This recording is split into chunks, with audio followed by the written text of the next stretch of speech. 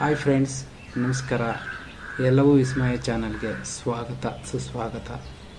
ಇವತ್ತು ಹೃದಯದ ಆರೋಗ್ಯದ ಬಗ್ಗೆ ಮಾತಾಡಬೇಕು ಅಂತ ಅಂದ್ಕೊಂಡಿದ್ದೀನಿ. ಯಾಕೆಂದರೆ ಸದ್ಯಕ್ಕೆ ಎಷ್ಟೋ ಜನ ಹೃದಯದ ಕಾಯಿಲೆಯಿಂದನೇ, ಹೃದಯಾಘಾತದಿಂದನೇ ಸಾವನ್ನಪ್ತಾವ್ರೆ.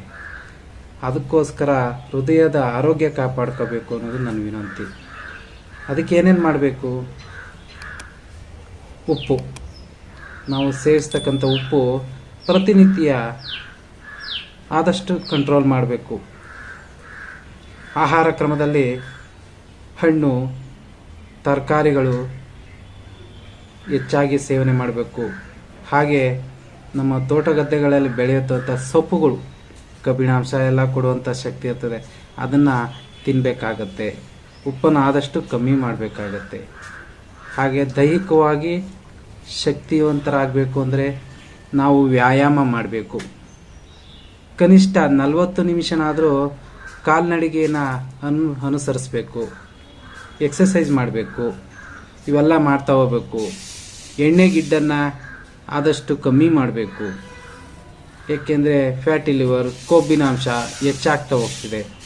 ಅದರಿಂದ ಅವುಗಳಿಂದ ನಾವು ದೂರ ಇರಬೇಕು. ಆಮೇಲೆ ದಿನಚರಿ ಹೇಗಿರಬೇಕಪ್ಪ? ಶಾರೀರಿಕವಾಗಿ ಧ್ಯಾನ ಮಾಡಬೇಕು.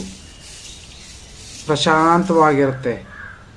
ಧ್ಯಾನದಿಂದ ಎಷ್ಟು ಶಕ್ತಿ ಕೊಡುತ್ತೆ ಅಂದರೆ ನಮ್ಮ ಮೈಂಡು ಡೈವರ್ಟ್ ಆಗಲ್ಲ. ಧ್ಯಾನ ಮತ್ತು ಯೋಗ ಇವೆರಡೂ ಕೂಡ ಅವಶ್ಯಕತೆ ಇದೆ. ಆಮೇಲೆ ರಕ್ತ ತಪಾಸಣೆ ಮಾಡಿಸ್ಬೇಕು. ವರ್ಷಕ್ಕೋ 6 ತಿಂಗಳಿಗೋ ರಕ್ತ ತಪಾಸಣೆ ಮಾಡಿಸೋದ್ರಿಂದ ನಮ್ಮ ರಕ್ತದಲ್ಲಿ ಏನಿದೆ, ಗ್ಲುಕೋಸ್, ಎನಿ ಇರ್ಬೋದು, ಯಾವುದೇ ಇದ್ರೂ ನಮಗೆ ಇನ್ಫಾರ್ಮೇಷನ್ ನಮಗೆಲ್ಲ ತಿಳ್ಕೊಬಿಡ್ತೀವಿ. ಆಮೇಲೆ ಒತ್ತಡದಿಂದ ದೂರ ಇರಬೇಕು. ನಮಗೆ ಕೆಲವರು ಕೋಪ ಬರೆಸ್ಬೋದು, ಕೆಲವರು ಸುದ್ದಿಗಳು ಬರ್ಬೋದು, ಇನ್ನೇನೋ ಆಗ್ಬೋದು, ಮತ್ತೊಂದು ಮಗದೊಂದು.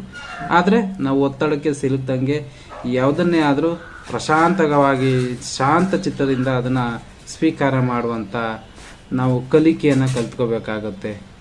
ಮುಕ್ತವಾದ ಮನಸ್ಥಿತಿ ಇರಬೇಕು. ಸ್ನೇಹಿತರೊಂದಿಗೆ ಬೆರಿಬೇಕು. ಪ್ರೀತಿ, ಸ್ನೇಹ ಇದು ಸದಾ ನಗುನ ಕಲಿಸ್ಕೊಡ್ತದೆ. ಆ ನಗುವಿನಂತೆ ಅನುಸ್ಕರಿಸ್ಕೊಂಡು ಹೋಗ್ತಾ ಇರಬೇಕು. ಇಂಥದ್ದೆಲ್ಲ ಮಾಡೋದ್ರಿಂದ ನಮಗೆ ಒಳ್ಳೆಯ ಆರೋಗ್ಯಕರ ಹೃದಯದ ಸಂಬಂಧಿ ಕಾಯಿಲೆಗಳನ್ನ ನಾವು ತಡೆಗಟ್ಟಬಹುದು. ಎಂಥದ್ದೇ ಇರ್ಬೋದು. ಆಮೇಲೆ ಬರ್ಗರು ಅಂತ ಏನೇನೋ ಇದೆ, ಅವನ್ನೆಲ್ಲ ಕಮ್ಮಿ ಮಾಡಬೇಕು. ಏಕೆಂದರೆ ನಮ್ಮ ತೂಕ ಎಷ್ಟು ಕಡಿಮೆ ಇರ್ತದೋ ಅಷ್ಟು ಆರೋಗ್ಯಕರವಾಗಿರ್ತೀವಿ.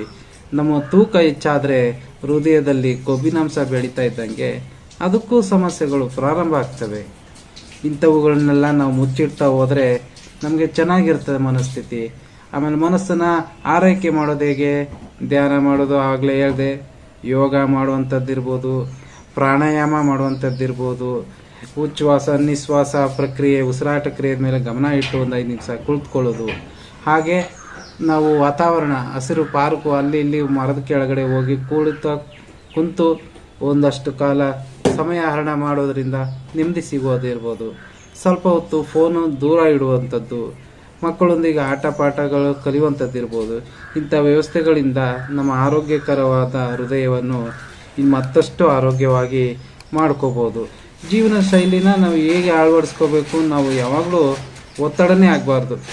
ಆದಷ್ಟು ಆ ರೀತಿ ನಾವು ನಡ್ಕೊಂಡ್ರೆ ನಮಗೆ ಯಾವುದೇ ಹೃದಯ ಕಾಯಿಲೆಗಳು ಬರೋದಿಲ್ಲ. ಆದಷ್ಟು ಭಾರದ ವಸ್ತುಗಳನ್ನು ಎತ್ತೋದು ಕಮ್ಮಿ ಮಾಡಬೇಕಾಗತ್ತೆ. ಆ ಭಾರದ ವಸ್ತುವಿನಿಂದಲೂ ಕೂಡ ನಮ್ಮ ಹೃದಯಕ್ಕೆ ಸ್ವಲ್ಪ ಸ್ಟ್ರೆಸ್ ಆಗುವಂಥದ್ದು ಇರ್ತದೆ. ಇಂಥ ಎಷ್ಟೋ ಗಮನಿಸಬೇಕಾದ ದಿನನಿತ್ಯದ ವಿಷಯಗಳನ್ನ ನಾವು ಅನುಸರಿಸಬೇಕಾಯ್ತದೆ. ಅದನ್ನು ಗೂಗಲ್ಲು, ಯೂಟ್ಯೂಬು ಎಲ್ಲ ಕಡೆನೂ ಹೃದಯ ಆರೋಗ್ಯ ಕಾಪಾಡ್ಕೊಳ್ಳೋದು ಹೇಗೆ ಅಂತ ಈಗ ಸರ್ಚ್ ಮಾಡಿಬಿಟ್ರೆ ಎಲ್ಲರಿಗೂ ಗೊತ್ತಾಗ್ಬಿಡುತ್ತೆ. ಯಾಕೆಂದರೆ ಪ್ರತಿಯೊಬ್ಬರ ಕೈಲೂ ಮೊಬೈಲ್ ಇರುತ್ತೆ ಇವಾಗ. ಆ ಮೊಬೈಲ್ ಇರೋ ಕಾರಣದಿಂದ ನಮ್ಮ ಮೊಬೈಲೇ ಒಂದು ಆರೋಗ್ಯ ಹಿಡಿತದಲ್ಲಿರುವಂಥ ಶಕ್ತಿ ಅಂತ ತಿಳ್ಕೊಂಡು ಮೊಬೈಲ್ನ ಕೆಟ್ಟದಕ್ಕೆ ಯೂಸ್ ಮಾಡೋ ಬದಲು ನಮ್ಮ ಆರೋಗ್ಯಕ್ಕೆ ಯೂಸ್ ಆಗುವಂಥದ್ದೇನಿದೆ ಅಂತ ಅದನ್ನು ತಿಳ್ಕೊಳ್ಳೋಕ್ಕೋಸ್ಕರ ಉಪಯುಕ್ತ ಮಾಡ್ಕೊಂಡು ಹೋದರೆ ನಮ್ಮ ಆರೋಗ್ಯನ ನಾವೇ ಕಾಪಾಡ್ಕೋಬೋದು. ಆಸ್ಪತ್ರೆಗೆ ಹೋಗೋದನ್ನು ಆದಷ್ಟು ಕಂಟ್ರೋಲ್ ಮಾಡಬೇಕು. ಏಕೆಂದರೆ ಪಂಚಭೂತಗಳಿಂದ ಕೂಡಿರ್ತಕ್ಕಂಥ ನಮ್ಮ ಶರೀರ ಆಸ್ಪತ್ರೆಯ ಕೆಲವು ಔಷಧಿಗಳಿಗೆ ಕೆಲವ್ರಿಗೆ ಒಗ್ಗೋದಿಲ್ಲ. ಅದ ಕಾರಣ ನಮ್ಮ ಆರೋಗ್ಯ ನಮ್ಮ ಕೈಯಲ್ಲೇ ಇರುತ್ತೆ ಫ್ರೆಂಡ್ಸ್. ಆದಷ್ಟು ನಿಮ್ಮ ಆರೋಗ್ಯ, ನಿಮ್ಮ ಹೃದಯನ ಕಾಪಾಡ್ಕೊಳ್ಳಿ. ಹೃದಯ ಇದ್ದರೆ ಇಡೀ ದೇಹ ಕಾಪಾಡುವಂಥ ಶಕ್ತಿ ಅದಕ್ಕಿರುತ್ತೆ. ಮಾಹಿತಿ ಇಷ್ಟವಾಗಿದ್ದರೆ ಲೈಕ್ ಮಾಡಿ, ಶೇರ್ ಮಾಡಿ, ಸಬ್ಸ್ಕ್ರೈಬ್ ಮಾಡಿ. Thank you friends.